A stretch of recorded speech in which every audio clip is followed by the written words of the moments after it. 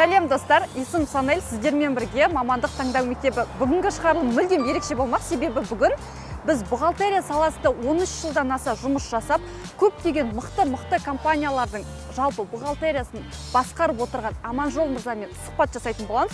Және де одан бөлек сіз бухгалтердің, экономистің және де финансистің міндеттерінің айырмашылығымен жалпы олардың табысы, яғни айлығы қанша теңге екенін білетін боласыздар.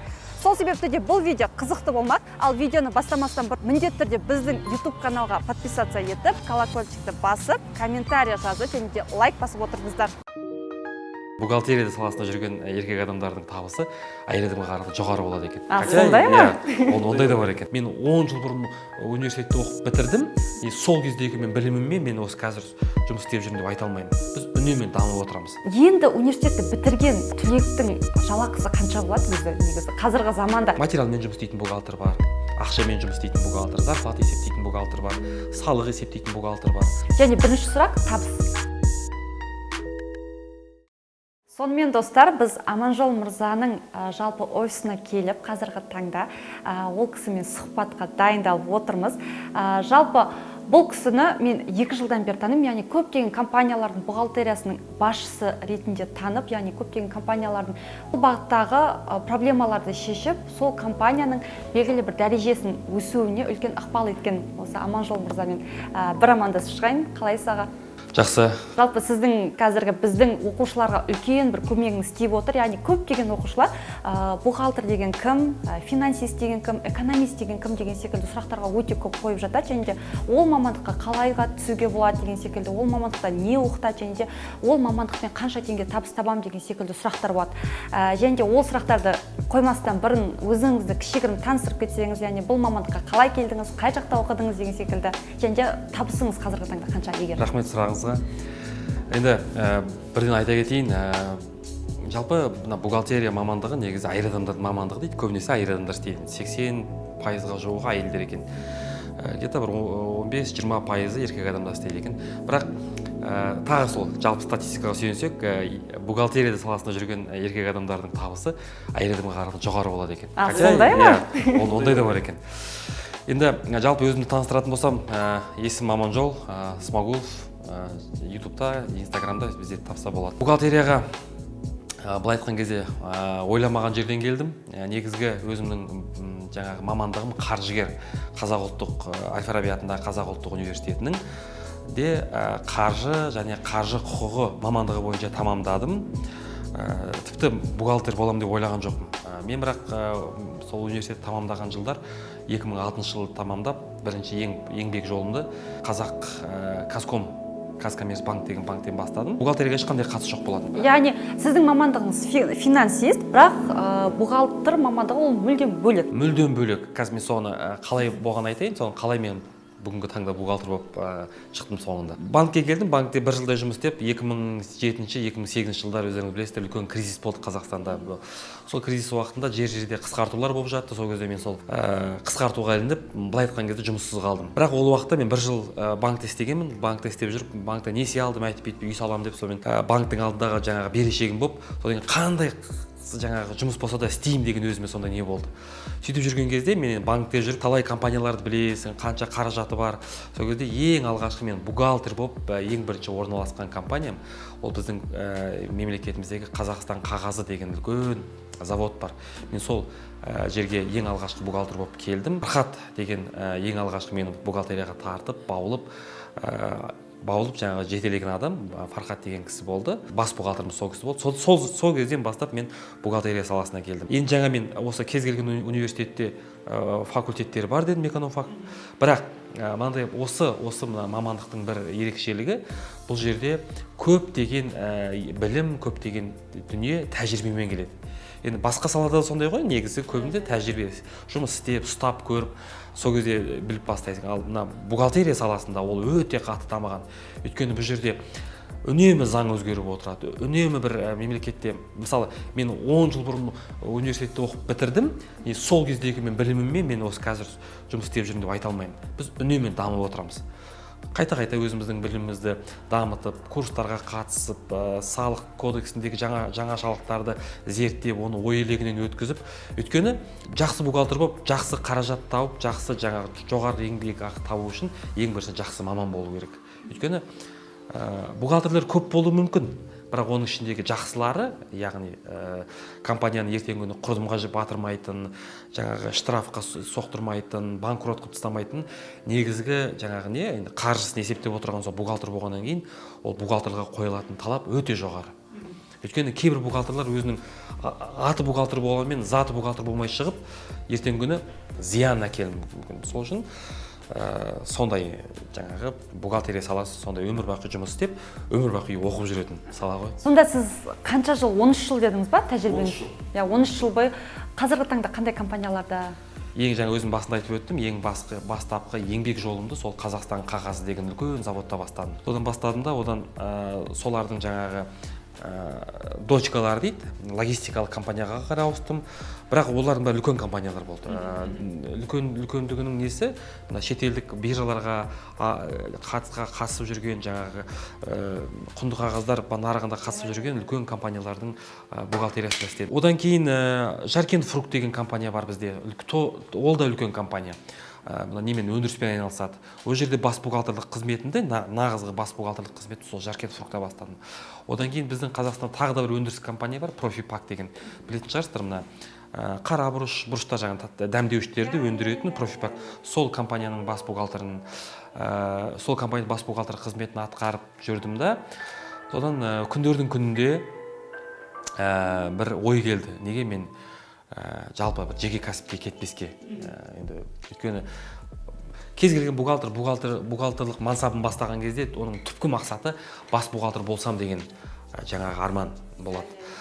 Ал енді ол арманды еңсеріп тастаған кезде ар жағында бір жүрегіңде бір не болып қалады деген, бір соғысымен болды ма, карьералық өсу тоқтап қалды ма деген сияқты. Қызықсыз болып қалды, ары қарай бір адамда қызығушылық жоғалғаннан кейін адамда даму жоғалады ғой. Даму жоғалғаннан кейін сен бір компанияның, белсенді бір компанияның есебін жүргізіп отырған адам, оның жаңағы сол өзінің істеп жүрген жұмысына қызығушылық жоғалса, ол жаман нәрсе. Содан кейін мен сол бухгалтериядан кетіп, бірақ алысқа ұзап кеткен жоқпын бухгалтериядан. Мен бас бухгалтерлік мансабымды сонымен тоқтаттым да, 2018 жылы өзім жеке Идеал Аккаунтинг атты бухгалтерлік компаниямның негізін қаладым. Бүгінгі таңда сол компанияның өзім құрылтайшысымын, директорымын, сол компанияның жүргізіп жатқан. Бұл айтқан кезде қазір жеке кәсіпкер ретінде көп адамдар мені солай таниды бухгалтерия саласында. Бас бухгалтер емес, жеке кәсіпкер. Яғни сіздер қазір, мысалға, бухгалтерияда отырсаңыздар да, мысалға, мен де жеке кәсіпкермін, бірақ менің бухгалтериямды мысалға сізге беріп, аутсорсинг ретінде жүргізіп, яғни сіз сөйтіп осындай кішігірім немесе кішкентай, енді бастап келе жатқан кәсіпкерлер немесе орташа бизнестің немесе үлкен бизнестерді аутсорсинг ретінде қабылдап, өзіңіздің кәсіпкер ретінде қабылдап отырсыз ғой, бір жағынан консалтинг десек те айтуға болады. Консалтинг, бір керемет. Енді бір сұрақ қойып кетейін. Қазір біз әрбір мамандықты айтатын боламыз, яғни бағанағыдай бухгалтер, экономист және финансисттің айырмашылығын қосымша айтып кетеміз. Одан кейін осы мамандыққа қандай пән таңдау керек ЕНТ-да, және де ол мамандықтың балы қанша екен мен өзім соңында айтып кететін боламын. Яғни біз әрбір мамандықтың балын тексеріп отыратын болғандықтан ол университетке грантқа түсе аламыз, түсе алмаймыз ба деген сұрақтарға соңында жауап береміз. Ал қазіргі міндет біз әрбір мамандықты ашып түсіндіріп көрсету.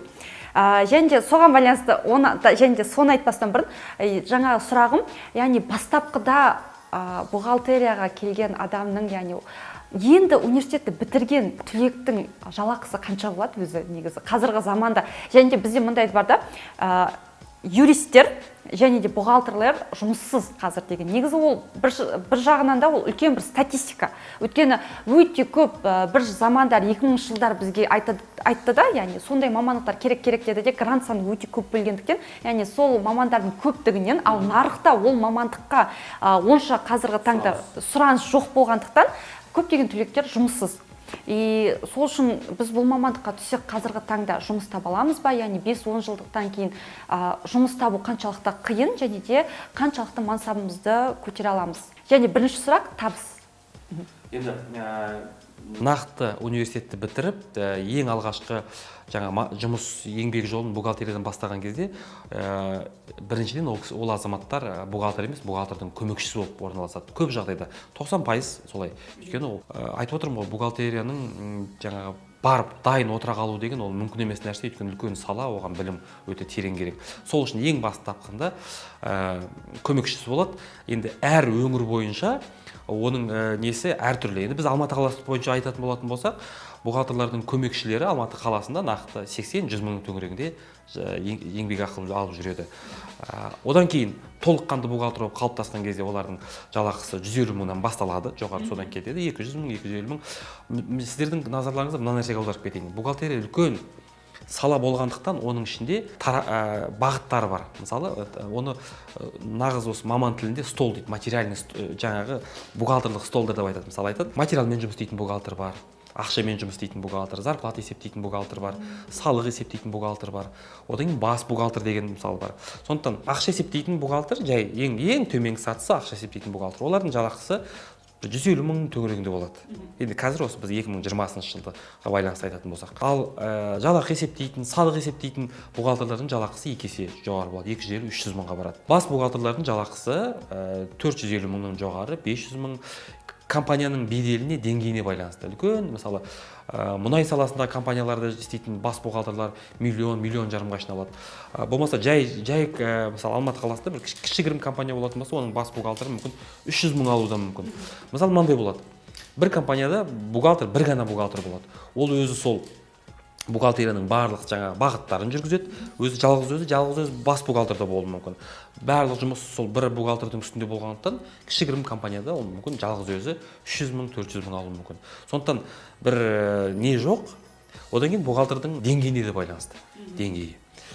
Табысқа байланысты сол болатын болса, енді одан кейінгі сұрақ қалай деп еді? Қазір енді осы жерден қараңызшы, мысалға табыс деп жатыр ғой, көмекшіден бухгалтер болам дегеншеден қанша уақыт кетеді? Біріншіден нақты адамның өзіне байланысты, өзінің қаншалықты қағылез, қағып алып, соны нететін болса, жарты жылдың уақыт ішінде енді орта есеппен айталық. Енді кейбіреулер болады, өте пысық, жаңағы айтқанды қағып алады, екі етпейді, орындайды, сондай жаңағы елден бұрын келіп, елден кейін кетіп жүретін қызметкерлер болады, олар 1 ай, 2 айдың ішінде мүмкін. Ал кейбір бухгалтер енді жаңа көмекшілер енді өзінің қабілетінің төмендігінің салдарынан мүмкін 1 жылға шейін жүру мүмкін, көмекші болып, сол кейбір адамдар айтады, мысалы маған көмекші болған жетеді, маған басында қатырғым келмейді, мен ана есебіммен жауапкершілік, ол жауапкершілік қой енді. Сондықтан маған осы 80-100 мың деген төлеп тұра беріңдер, мен басында қатырмаймын, отырамын да сол өзімнің. Ал егер де жаңағы амбициясы бар, мен өсемін, дамимын, мен осы салада өзімді дәлелдеймін, мен мықты есепші боламын дейтін адам болатын болса, онда ол еңбектену керек, білімін жаңағы жетілдіріп отыру керек үнемі. Сол кезде бухгалтердің көмекшісінен 2-3 ай, бір жарты жылдың ішінде бухгалтер болып қалыптасуы мүмкін. Одан кейін бухгалтер болып, оның ішінде сөйтіп жүріп, бір 5-6 жылдың ішінде бас бухгалтерлік мансабына көтерілу әбден мүмкін. Бас бухгалтерлік мансабына көтерілгеннен кейін, одан кейін тағы бір нәрсе бар бұл жерде. Қызметкерлер бір жерге жұмысқа орналасқан кезде сол жерге жабысып қалады. Негізі зона комфорта десек те болады. Жаңағы ыңғайлы аймақ деймін, мысалы, сол ыңғайлы аймаққа жабысады, болды, ол жерде бәрі таныс, анау менің ағам, мынау жездем, сөйтсе содан ол жерде өсу баяу болады. Өйткені ол жерде үйреніп аласың. Мысалы жаңағы ол компания мысалы сауда-саттықпен айналыссын. Сауда-саттыққа байланысты сен бәрін білесің, иә. Бірақ бізде бағыт көп қой. Қызмет көрсету бағыты бар, өндіріс бағыты бар, көп енді мысалы бағыттардың түрі. Соның еще сауда-саттықтың өзі бөлінеді. Біреулер продуктылық, жаңағы азық-түлік дүкендері, спорттық товарлар айналысады, болмаса барахолкідегі сауда-саттық мысалы. Сол үшін бір жерде жабысып қалсаң дамымайсың. Сондықтан шама келсе 2-3 жылдан артық бір жерде отырмауға тырысу керек. Ары кеткен кезде 4 жыл. Сол кезде 2-3 жыл отырып, бір жерде отырып, ол жерді ақырындап меңгеріп, одан кейін ол жерден дұрыстап қоштасып, жаңағы ұрыспай, қырылыспай, дұрыстап қоштасып, екінші бір жаққа барып отырып, ол жерде өзіңнің біліктілігін дамытып, сөйтіп бір 2-3 жерді сені жұмыстан қуып жіберу емес, өзіңнің ниетіңмен, өзіңнің талабыңмен ауыстыратын болсаң, бір 3-4 жерді ауыстырған кезде сенің мына көзіңнен өседі жаңағы, түсіне бастайсың уже. Жалпы бухгалтерия деген не, кіріс, табыс деген қалай есептелінеді, сондай нәрсе. Онда біз өсте аламыз, мысалға қазір сіздің жұмыс уақытыңызды, мысалы кабинетіңізге кіріп, қандай программалармен жұмыс жасайтыныңызды, онда давайте тағы да қазір бір қалған бірнеше сұрақтарға жауап берейік, одан кейін бір жағынан сіздің офисіңізді толықтай көріп шығайық.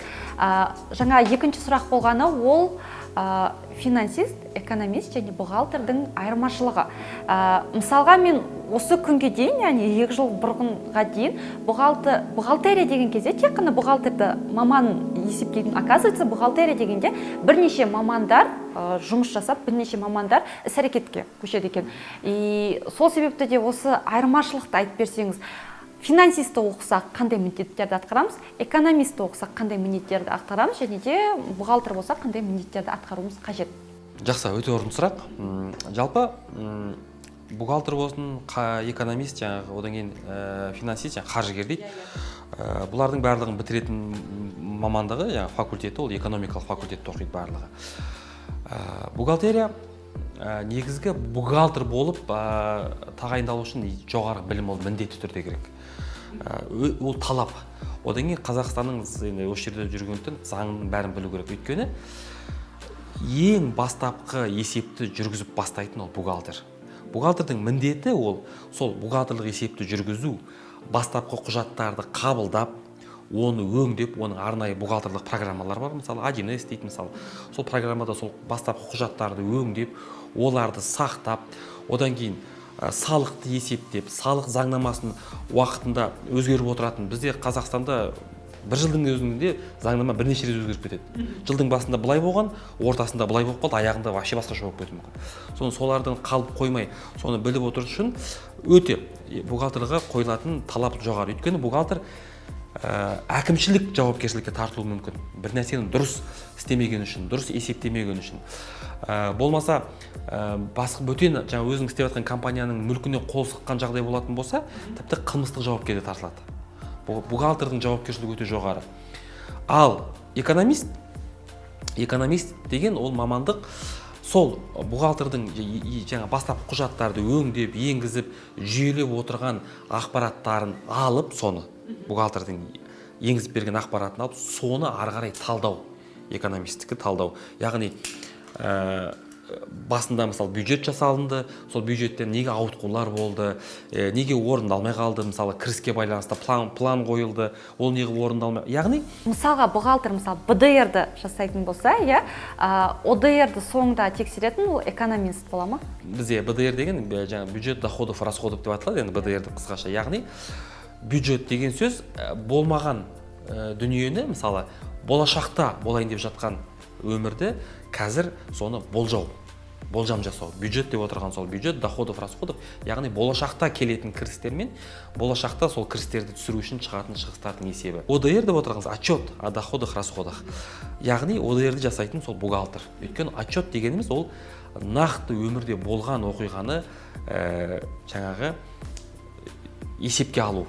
Бастап құжатына бар. Яғни экономист бюджет жасады болашақтағы өмірге. Ал бухгалтер сол болашақтағы өмірдің өзі келген уақытта сол нәрсені фактіні тіркеді.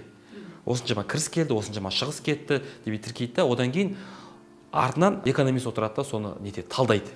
Мен мынандай болжам жасағам, нақты түрде мынандай болды. Неге мынандай ауытқулар болды деп екеуінің арасындағы не осы. Енді қаржыгер. Қаржыгер деген мамандық бар енді. Ол осы компаниядағы бар қаражатты болашақта қандай бағыттарға салу керек, қандай бағыттар ертеңгі күні өліп қалмайды. Өйткені енді кез келген компанияның негізгі мақсаты пайда табу болғандықтан, олардың негізгі жұмысы осы пайда табуға байланысты жаңағы нелерді, бағыттарды зерттеу, алдын ала жоспарлау, көрегендік таныту керек болады. Оған өте не. Енді бірақ мына жерде бір нәрсе бар. Бухгалтер маманы өзінің қызметінде бір қателікке бой алдыратын болатын болса, оның жауапкершілікке тартылуы мүмкін, болмаса қылмыстық жауапкершілікке тартылуы мүмкін. Ал экономист, финансистердің өзінің қызметін атқару барысындағы бір қателіктерге бой алдыратын болатын болса, ол ең түпкі бір қатты ауыр кеткен жазасы оларға мүмкін сөгіс жариялауы мүмкін, жай ғана. Сондықтан бухгалтерлерге қойылатын талап жоғары, өйткені оның білімі жоғары болу керек, заңнаманы өте жақсы білу керек, жаңағы заманауи нелерді. Қазіргі заманда бухгалтерлерге қойылатын талап тіпті IT мамандығы да қазір. Өздері программа орната білу керек, программамен жұмыс жасай білу керек, яғни заңнаманы білу керек, өзінің бухгалтерлық жаңағы білімі болу керек, заңнаманы білу керек. Одан кейін оның үстіне қазір мына заманның талабы сол. IT мамандығында қоса меңгеру керек. Өйткені программа жұмыс істемей қалды, жаңағы бірдеңке болып қалды, қарап отырмайсың ғой. Бухгалтерлер өздері араласып кетеді де, о жағында алып істейді. Қазіргі таңда бухгалтерлер уже барлық неге на все руки мастер дейді ғой, сондай болып кетті. Сонда түсінгенім, мен бір кішігірім түсіндіріп кетейін. Сіз айттыңыз ОДР, БДР деген, яғни белгілі бір айға, ертең қазір тамыз айы, қыркүйек айына жоспар жасасақ, мысалға 600 мың теңге шығын шықты, шығын шығады деп есептейік, мысалы 200 мың теңге арендаға, 200 мың теңгесі рекламаға және 200 мың теңге шамамен жалақыға кетті десек, бірақ соның рекламаға шыққан 200 мың теңгеден біз сол айға, яғни қыркүйек айына 1 500 000 теңге кіргіземіз деп жоспарлау, ол экономисттің міндеті. Одан кейінгісі ол шығындарға, яғни 200 мың теңге рекламаға жіберуді, яғни сол ақшаны жіберуге басты жауапты ол қаржыгер, яғни финансист болжады. Одан кейін ай бітті, біткеннен кейін жалпы бухгалтер сол айдағы сол расчет дұрыс па, бұрыс па екенін тексеру бухгалтердің міндеті, және де соңында қаржыны тексеру ол қаржыгердің міндеті. Енді қазір мен қайттан бір ойымды нете кетейін, мысалы, экономист болжады, бухгалтер фактіні тіркеді, мысалы қыркүйек айы келді, қыркүйек айы келген кезде сол факт не болды, соны бухгалтер тіркеп жазды. Қыркүйек айы бітті де қазан айына келдік, сол кезде экономист отырады да, жаңағы өзінің болжамы мен факт екеуінің арасындағы айырмашылықты қарайды, одан кейін оған түсініктеме береді. Неге ауытқушылық болды, неге жетпей қалды, неге артылып кетті деген. Ал финансист, қаржыгер, бұл екі арада да жоқ. Ол қаржыгердің негізгі мақсаты, қаржыгерді мықты қаржыгер деп айту үшін, ол қаржыгер компаниядағы бар қаражатты болашақта қандай салаға салу керек, қай бағытты алу керек. Мысалы, енді мысалы товармен айналып жүрсек, мысалы қандай товарды алып қазір болашақта қысқа қарай не сатылады, сөйтіп сол жағынан нетеді. Бірақ қазір енді экономист пен финансист екеуінің ара жегі өте жақын болғандықтан көптеген мамандар, өзі экономист, өзі финансист, ол солай болып қалыптасты, заманның талабы. Көптеген компания оны өзінде рұқсат ете алмайды, өзінің штатында бухгалтер ұстау, жеке экономист, жеке финансист деген жоқ. Кейбір компанияларда өзі бухгалтердің өзі экономист, өзі бухгалтер, өзі қаржыгер, сондай. Енді үлкен компанияларда болады. Яғни сонда универді бітірген түлек, ол мысалға экономисті бітірсе де қаржыгер болып жұмыс жасауға мүмкіндігі. Жұмыс істей алады, яғни диплом жарамды, ал бухгалтерді бітірген басқа міндеттерді де атқара алады. Ең үші ұтымды тұсы мына жерде. Жаңа айтып өткенде ең негіздің негізі бұл жерде бухгалтерлық есеп. Өйткені экономисттің де, финансисттің де олар негізгі өзінің жаңағы құжаттарына есепті бухгалтерлық жазбаларын алады. Бухгалтер не жазды, соған сүйенеді. Ал енді бухгалтер, егер де бухгалтер ол өзінің не жазып отырғанын білетін болса, ол біледі ғой не істеп отырғанын. Одан кейін ол ары қарай өзінің жазбаларын көріп, ары қарай болжам жасауға да оған өте қолайлы. Әрине жақсы маман болса. Енді жақсы оған мен басымды қатырғым келмейді дейтін болатын болса, онда өзінің жұмысымен шектеледі, а финансист ол бөлек болады. Бірақ бірімен бірі өте тығыз жұмыс істейді.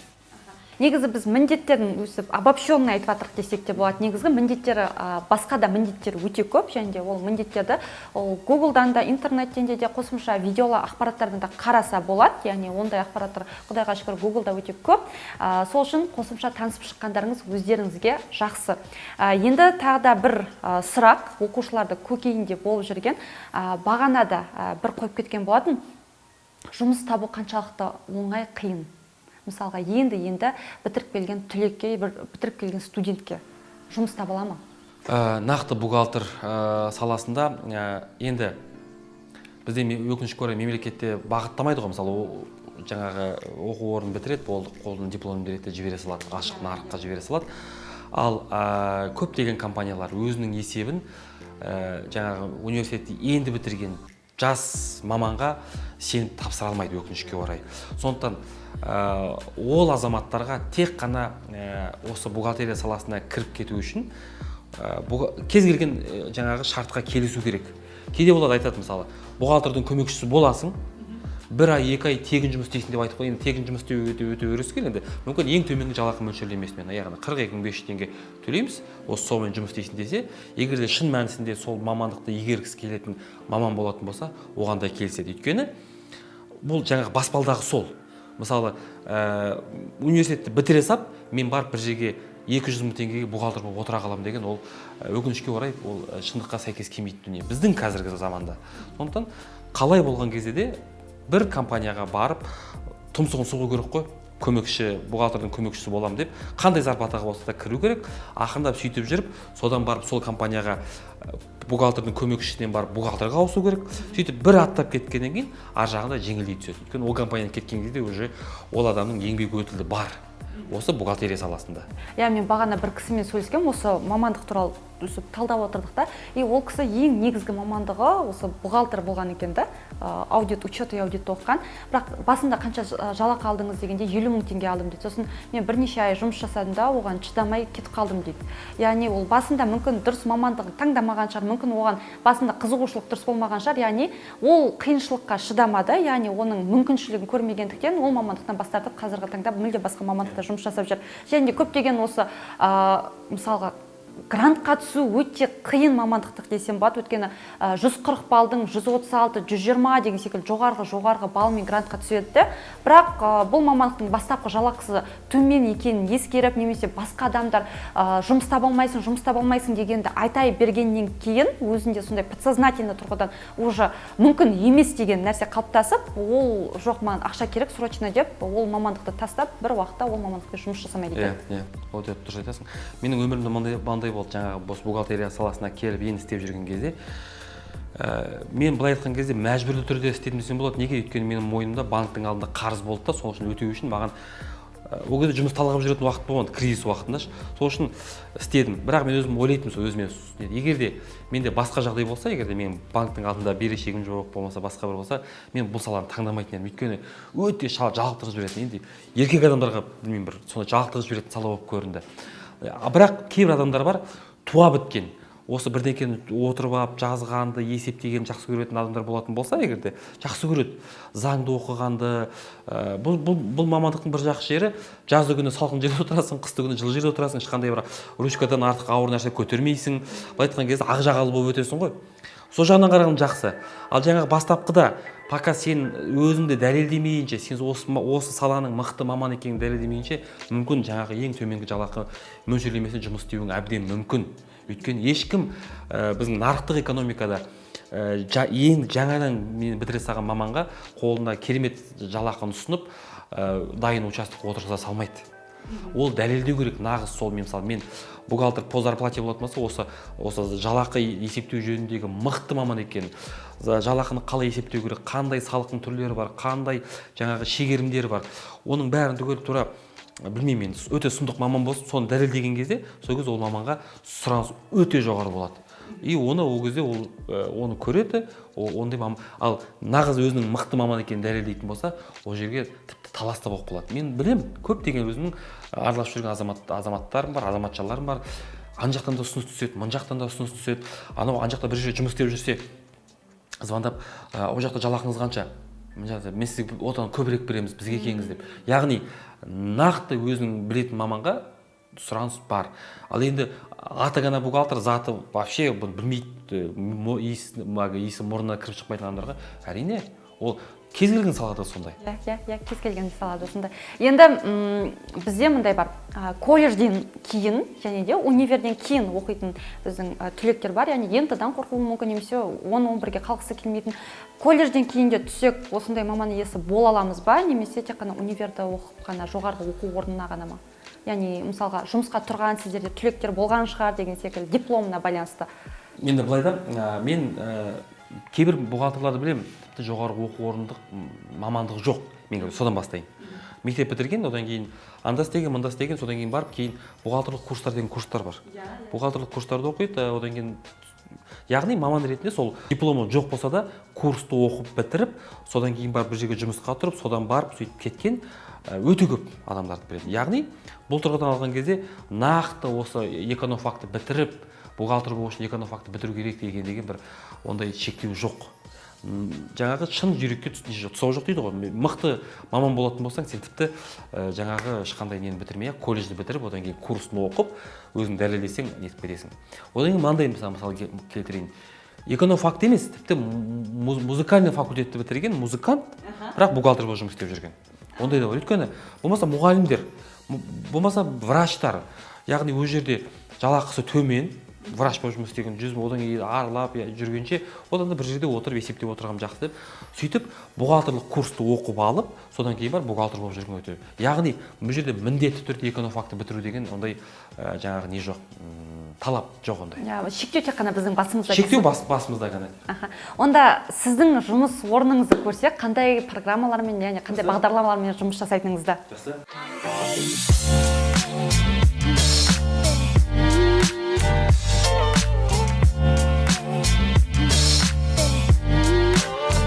Ал енді мынау менің жұмыс орным, күнделікті осы жерге келіп, өзім қызмет көрсететін компанияларға, олар жауапкершілігі шектеулі серіктестер, жеке кәсіпкерлерге өзімнің бухгалтерлік қызметімді көрсетемін. Жалғыз емеспін, әрине, компания болғаннан кейін бірнеше адамнан тұрады. Қол астымда 4-5 бухгалтерім бар. Жұмыс істейтін программалар бізде енді негізгі бухгалтерлардың программасы ол 1С, естулеріңіз бар шығар. 1С-пен жұмыс істейміз, одан кейін салыққа байланысты жаңағы есептілікті салық төлеушінің кабинетіне күнде әр өзіміздің клиентіміз бойынша кіріп, қарап, қандай жағдай болып жатқандарына сөйтіп шолу жасап отырамыз. Жұмысымыз өте қызықты, әрине, өйткені неше түрлі қызықты жаңағы оқиғаларға тап боламыз, кейде болады сондай тығырыққа тіреліп адамдардың жаңағы мәселелерін шешіп жатамыз. Біреулердің шоттары бұғатталып қалады, соларды ашып айту. Біздің сала болғандықтан біз сол жағынан өте кәсіпкерлерге көмегімізді көрсетіп жүрміз. Енді болашақ студенттер егерде өздерінің болашақ мамандығын таңдайтын болашақ жаңағы талапкерлер егерде бухгалтерия саласын өзіне болашақ өмірде ең негізгі таңдау өз сала таңдау дейді ғой, негізгі болашақ жар таңдай білу және болашақ сала таңдай білу. Егерде осы бухгалтерия саласын өзіне сала деп таңдайтын болатын болса, онда 1С программасы жайында оқып біліп, мысалы бухгалтерлік есеп қалай жүретін, яғни міндетті түрде жоғарғы оқу орнын бітіргеннен кейін емес, жоғарғы оқу орнына түспей тұрып та ақырындап сол жайында салықтық есептегенде бухгалтерлік міндеттері қандай болады. Бір жерден қарап, бізде қазір ақпарат деген бәр жерде ашық қой. Google-ды теріп қарасаңыз, бухгалтерлік міндеттері деген не, бухгалтер не білу керек деп терсеңіз, ақпараттар өте көп. Соларды ақырындап зерттеп, біліп, өзіңізге түртіп алып жүрсеңіздер болады. Болашақ осы өзінің мамандығын бухгалтерия саласымен байланыстырғысы келетін маман иесі, студент болсын қазір. Егерде сіз былай ойлап жүрмеңіз, мен бухгалтер болу үшін міндетті түрде жоғарғы оқу орнын тамамдап, одан кейін барып бастаймын деген ойдан ада болыңыз. Негізі жаңағы мен айтып өттім ғой, бухгалтердің көмекшісі болып бастасаңыз болады деп. Яғни бухгалтердің көмекшісі болып жарты күнге бір жерге жұмысқа кіріп алуға болады. Яғни жарты күн сабақ оқысаңыз, қалған жарты күніңізді бір жерде қаңғырып, болмаса общежитиеде құр бекерден бекер телефон шұқылап отырмай, біреулермен келісіп, адамдар қазір бірмен-бір қарым-қатынас қой, қарым-қатынас барлық нәрсені кез келген сұрақты шешеді. Адамдармен араласып, сұрастырып, біреуге барып, бухгалтердің көмекшісі болып жұмыс істесеңіз болады. Болмаса, мен сізге тіпті қазір былай өзімнің жанымнан айтайын. Менікі сияқты, болмаса менің осы консалтингтік компанияма нетіп, мысалы мен осы болашақта осы бухгалтерия саласын білейін деп едім, сізге көмекші болып келсем бола ма, сізде жаңағы тәжірибені өтсем бола ма деп нетсеңіз, мен сізге әрқашан өзімнің есігім ашық. Өйткені бізге көмек қолы әрқашан артық болмайды. Өйткені жұмыс көп. Болашақ өзінің мамандығы ретінде таңдаған маман иесі, қайтан қайталап айтамын, жоғарғы оқу орнын бітіруін күтпей-ақ, 3-4 курста оқып жүрген кезде ақырындап бухгалтердің көмекшісі болып бір жерге жұмысқа тұрып алыңыздар. Жарты күнге болса да, 2 сағатқа болса да, бухгалтерлік консалтингтік компаниялар сіздің қолыңызды қақпайды. Егер сіз барып, мен сізге көмегімді көрсетемін дейтін болатын болсаңыздар. Өте қызықты сала. Енді маған өзіме қызықты. Өйткені бұл жерде заңды да оқисың, қаржыны да білесің, жалпы әлемдік экономиканы да білесің, әлем қайда кетіп бара жатыр, барлығын біліп жүретін сондай бір неге толы, өмірге толы сала. Сондықтан осы саланы таңдаңыздар, осы салаға мойын бұрып, болашақ мықты бір маман атаныңыздар. Сонымен достар, бүгін біз 3 түрлі мамандыққа тоқталып, нақтырақ айтқанда бухгалтер, экономист және финансист мамандығын тоқталып, жалпы қандай мамандық, жалпы бітіргеннен кейін қанша жыл жұмыс жасайсыз, қанша ақша табатыныңыздың барлығын айтып түсіндірдік. Енді тағы да бір өте маңызды ақпарат, ол осы мамандықтарда оқу үшін қандай ақпараттарды білуіңіз керек. Яғни сіз, егер де осы мамандыққа түскіңіз келсе, міндетті түрде ЕНТ-дан география, математика пәнін таңдап, өте жоғарғы балл жинауларыңыз керек. Не себепті өткені 2019 жылғы статистиканы қарайтын болсақ, яғни грант жеңіп алған оқушылардың тізімі бойынша 137 мен 124 балл аралығында алған болатын. Ал ауылдық квотамен 123 пен 116 баллмен жалпы осы мамандыққа түскен. Ол аудит және де салық түрі, яғни бухгалтер мамандығы. Енді осы мамандықпен 2020 жылы бір апта төңірегінде шыққан грант тізімі бойынша грант жеңіп алған оқушылардың балдары негізі 137 мен 108 балл аралығында болатын. Сонымен айтқанда, сіз бұл мамандыққа грантқа түсу үшін кем дегенде 110 балдан жоғарғы жинауыңыз керек. Себебі әр жыл сайын қалай болғанда да грант саны плюс 5 балға немесе минус 5 балға түсетін болғандықтан негізі 120 балдай орташа есеппен алғаныңыз дұрыс. Ал екіншісі, ол егер де сіз қаржы жағына қызығатын болсаңыз, ол кезде коды B046 болатын қаржы, экономика және сақтандыру ісі мамандығына түсуіңіз керек болады. Оның 2019 жылғы грант тізімдер негізі 136 мен 124 аралығында болса, осы жылы негізі 110 балл аралығында грантқа түскен болатын. Айтқым келгені, егер де сіз осы мамандықтар қызықсаңыз, міндетті түрде жоғарғы балл жинауға тырысуыңыз қажет болады. Жалпы бүгінгі видео сіздерге ұнады деген ойдамын. Міндетті түрде ұнаса лайк басуды ұмытпаңыздар, комментарийді жазуды ұмытпаңыздар, және де енді сіздерге қандай маман иесімен сұхбат жасайық, қандай маман иесін сіз көргіңіз келеді, міндетті түрде комментарийға жазып кетіңіздер, біз оны ескеретін боламыз.